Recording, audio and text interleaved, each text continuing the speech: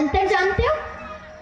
वो भी बड़े भाव से खिलाएगा, लेकिन और माँ भी बड़े भाव से खिलाती है, लेकिन दोनों के भाव में जमीन आसमान का अंतर है। एक भाव से इसलिए खिलाता है ताकि उसको टिप मिले, बदले में आप उसे कुछ दे करके जाओगे, इसलिए वो नौकर आपको बहुत अच्छे से खिलाएगा। और अगर वो कोई गलती कर दे तो आप क्या करोगे? ठीक से परोसो, उसे शायद कुछ मिल जाएगा, डांटने को सुनने को, डांट सुनने को मिल सकती है, लेकिन माँ का प्रेम जो होता है वो निस्वार्थ प्रेम होता है। तो भगवान के लिए जब हम कोई कार्य करें तो निस्वार्थ प्रेम से करें, किसी भावना से नहीं कि भगवान हमें ये देंगे इसलिए हम भगवान की पूजा कर रहे हैं। नहीं, भगवान की जब भी पूजा करनी, जब भी अर्चना करनी है, निस्वार्थ भाव से करें। सो देवताओं को राज्य छीन गया है और दैत्यों का राज चल रहा है, और दैत्यों के राज में कोई अच्छा कर्म नहीं होता। सो माता अदिति जो देवताओं की माता है, उन्हें बड़ा कष्ट हो रहा है, बड़े कष्ट में है। अपने पति से कहने लगी, कुछ कीजिए, कुछ ऐसा कीजिए जिससे कि मेरे पुत्र को अपना राज्य वापस मिल जाए।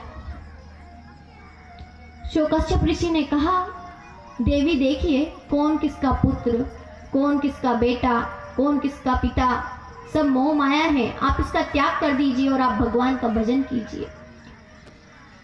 ये कार्य तो निरंतर चलते ही रहते हैं, इस संसार में ये कार्य कभी खत्म नहीं होते, ये तो चलता ही रहता है। इस संसार में कभी भी युद्ध खत्म नहीं होना, ये तो सदैव चलते रहते हैं। उन्होंने कहा, आप क्या जाने पीड़ा को, और आप तो वैसे भी जानते हैं, अगर ये कोई बात ठान ले तो वो बात आपको पूरी करनी ही है। एक बार में करो या 10 बार में करो, आपको पूरी तो करनी ही पड़ती है। सो माता अदिति ने कहा, आपको पूरी तो करनी होगी, आप कोई उपाय बता दीजिए। कश्यप ऋषि ने उन्हें बताया, देवी आप पयोव्रत कीजिए, फाल्गुन मास में आता है ये, शुक्ल पक्ष की प्रतिपदा से लेकर तो त्रयोदशी तक, और इस व्रत को कीजिए, लेकिन देवी एक शर्त है, विश्वास के साथ कीजिएगा, क्योंकि विश्वास ही फल को देने वाला है। माता को विधि बता दी गई और माता ने व्रत रखना शुरू किया। आइए कृष्ण भगवान का नाम ले। उसे प्यार फिर पछताएगा, झूठा है संसार धोखा खाएगा। कर ले प्रभु से प्यार फिर पछताएगा, झूठा है संसार धोखा खाएगा।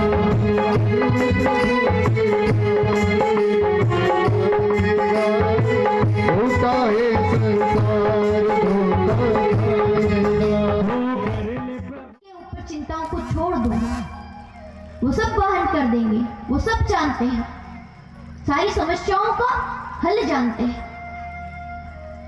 तब आगे कथा आती है, कपिल भगवान के अवतार के बाद में कथा आती है, स्वयंभू मनु के वंश का वर्णन किया गया।